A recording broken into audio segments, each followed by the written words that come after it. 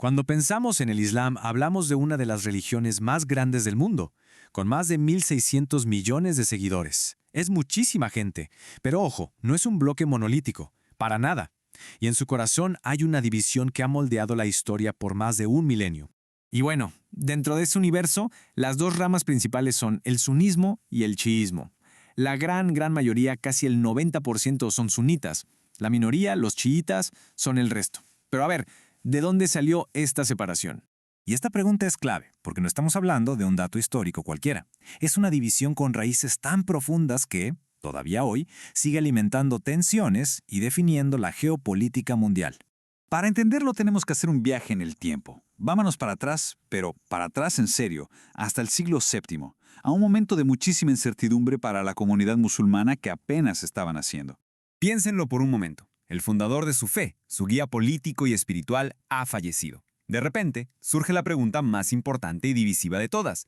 ¿Y ahora quién va a liderar a la comunidad de creyentes, a la Umma? Y es justo aquí, en este preciso momento, donde el camino se bifurca. Un grupo, los que después serían los sunitas, creían que el sucesor, el califa, debía ser elegido por la comunidad, basándose en quién era el más capaz y piadoso. Pero el otro grupo, los futuros chiitas, insistían, no, esto no es una votación. El liderazgo es un derecho divino y le pertenece solo a la familia del profeta, específicamente a su primo y yerno, Alí. Al principio, la postura sunita fue la que se impuso. Abu Bakr fue elegido como el primer califa. Luego lo siguieron Umar y Uthman. Para los sunitas, estos cuatro, incluyendo a Alí, quien finalmente fue el cuarto califa, son los califas rectamente guiados. Los chiitas, en cambio, consideran que los primeros tres, básicamente, le quitaron el puesto a Alí, que debió ser el líder desde el primer momento. Lo que había empezado como una disputa política estaba a punto de convertirse en una herida religiosa, una herida profundísima, cimentada por un evento que iba a resonar por los siglos de los siglos. Aquí entra en escena Hussein, el mismísimo nieto del profeta. Él veía con muchísima preocupación cómo el califato se estaba convirtiendo en una especie de monarquía hereditaria, bajo la dinastía Omeya. Para él eso era una traición a los principios del Islam. Así que, con muy poquita gente, decidió hacerle frente al poder. Y el desenlace fue terrible. Allá en las llanuras de Karbala, en lo que hoy es Irak, la confrontación terminó en tragedia. Hussein, casi toda su familia y sus seguidores fueron asesinados en una batalla completamente desigual. Este evento marcó un punto de no retorno. El martirio de Hussein se convirtió, pues, en el pilar de la identidad chiita. Por eso cada año, en el día de Ashura, los chiitas de todo el mundo conmemoran su sacrificio con procesiones y un luto muy profundo. Simboliza la eterna lucha del bien contra el mal, de la justicia contra la tiranía. Pero, y esto es súper importante, aunque la historia los haya separado de una forma tan trágica, es clave recordar algo. Las diferencias son mucho más pequeñas que la inmensa base de fe que los une. Y aquí vemos una de las diferencias más claras. Para los sunitas, su líder, el califa, es una figura política y temporal, un ser humano que se puede equivocar. Pero para los chiitas, su líder, el imán, es mucho más que eso. Es una guía espiritual infalible, elegido por Dios para interpretar la fe. Y de verdad hay que poner las cosas en perspectiva. Es muy fácil perderse en lo que los divide, cuando en realidad lo que los une es inmensamente más grande y fundamental. A ver, ambos grupos tienen el mismo Corán.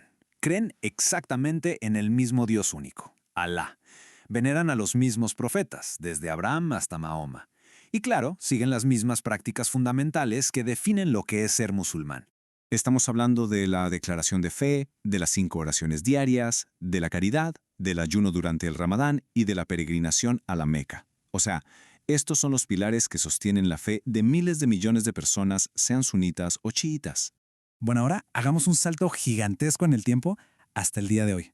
¿Cómo es que esta división de hace 1400 años sigue definiendo conflictos y alianzas en nuestro mundo? Hoy la geografía de la fe y el mapa político son casi la misma cosa. El chiismo es dominante en Irán, que se ve a sí mismo como su gran protector, y también tiene mayorías en países como Irak y Azerbaiyán.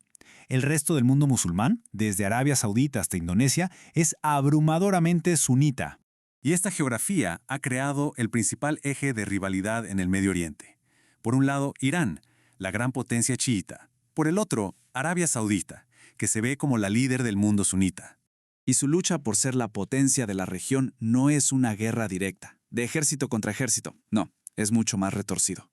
Se pelean usando a otros países como tablero de ajedrez, apoyando a bandos distintos en conflictos locales. A esto se le conoce como guerras proxy o subsidiarias.